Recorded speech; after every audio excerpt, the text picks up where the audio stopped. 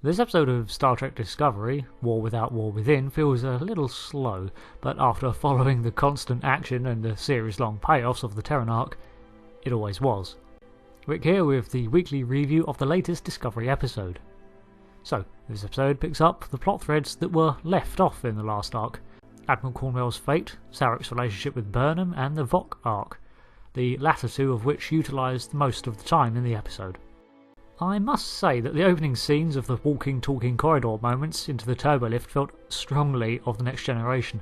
I know we've seen these before in the series, but I don't know if it was the camera work or the way Saru interjected with Deck 4 mid-conversation, but it made the USS Discovery feel very active and alive. People have things to do, places to go. Also, it looks like Discovery is going to be very careful about keeping a lid on the mirror universe, as Saru immediately swears all witnesses to the Emperor's presence to secrecy. Burnham cannot bring herself to see Tyler, which is completely understandable, especially for someone such as her, someone with a very low level of emotional maturity.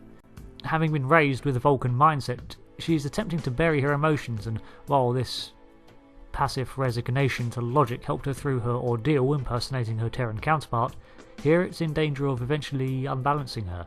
She will need to confront Tyler and her feelings on the matter, for his sake and hers. When the Discovery is boarded by another vessel, my original thought was, oh no, what's the ISS Discovery been up to while they've been away? And I was kind of disappointed to learn that the ISS Discovery has been destroyed upon entering our universe.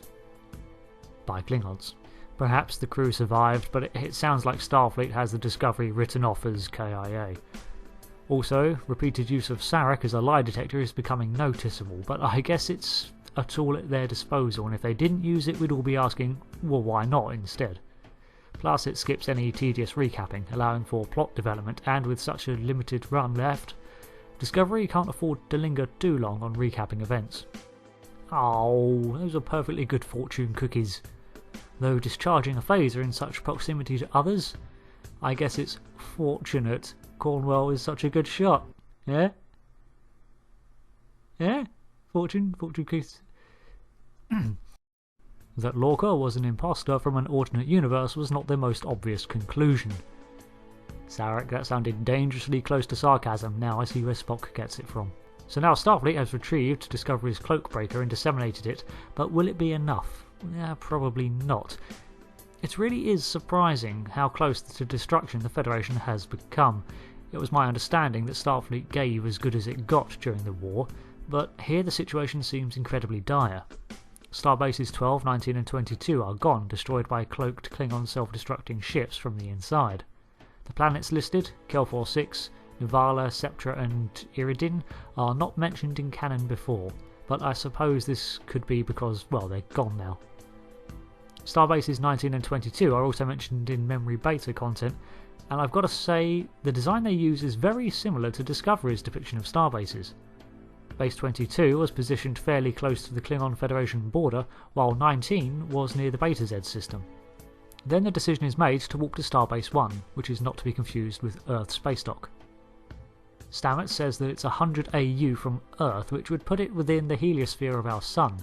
To put that in perspective, Pluto orbits at almost 50 AU at its outermost limits, so when we see it ravaged by a Klingon attack, the Klingons are literally at Earth's doorstep. There are a lot of meetings in this episode too, like the Empress meeting Cornwell and her meeting with L'Rell again, Tyler and Stamets, Tyler and Burnham, and so on. This gives a lot of attention to the characters and lets the actors really delve into the scenes. L'Rell gives the advice, conquer us or we will never relent, to Cornwell, a very Klingon philosophy. They respect others through combat, whether fighting alongside or against force is required to earn anything in a Klingon culture. It's only by learning that the Federation has fangs that the war cooled into its more Cold War state that we see in Kirk's time. And Tyler is having a mixed bag of it, with the crew approaching him with understanding. Even Stamets lets him know that he understands Ash's situation, but he cannot forgive Culber's murderer. It's the trouble of Stamets' cold, practical view of life. He understands that Tyler is a victim too, and while his heart burns with anger at him, Stamets always thinks with his head, leading to a conflicting view on Tyler.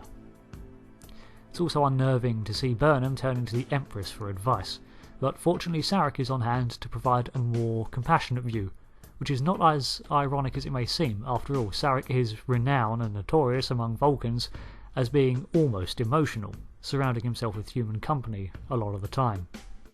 And Cornwell makes good on L'Rell's advice, devising a plan in secret alongside Sarek and the Empress to completely overwhelm and devastate the Klingon homeworld of Kronos, where we learn that no one has been since Archer's time.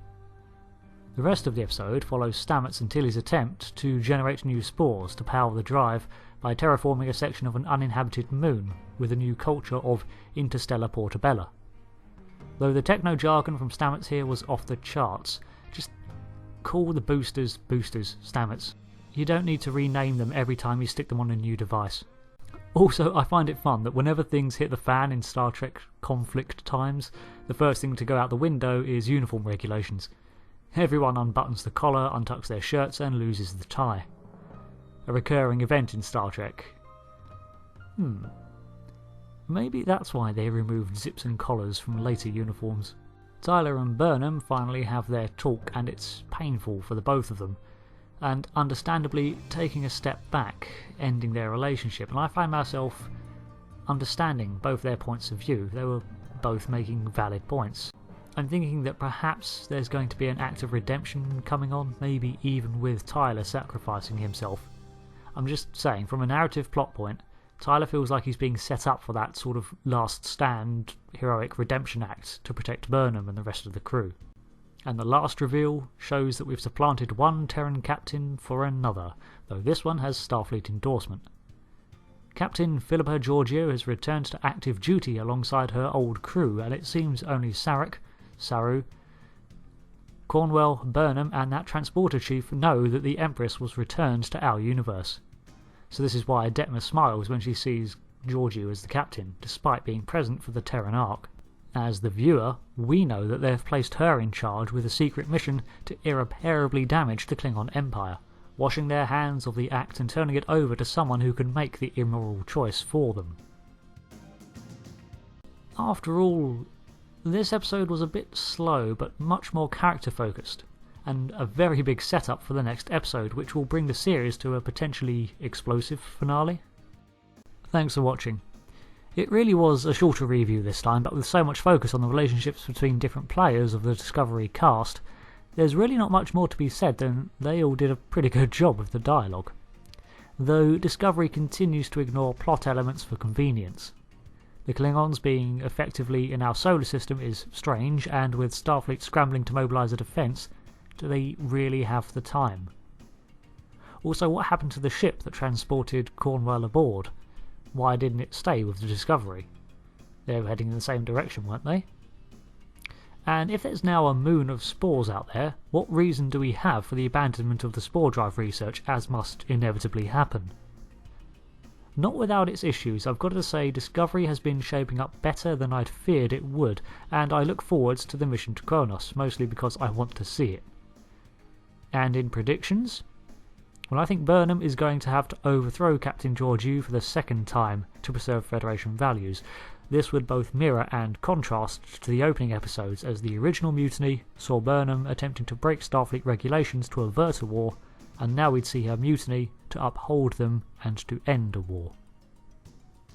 So thanks again, and until next time, I've been Rick, and I'll see you around, hopefully. Goodbye.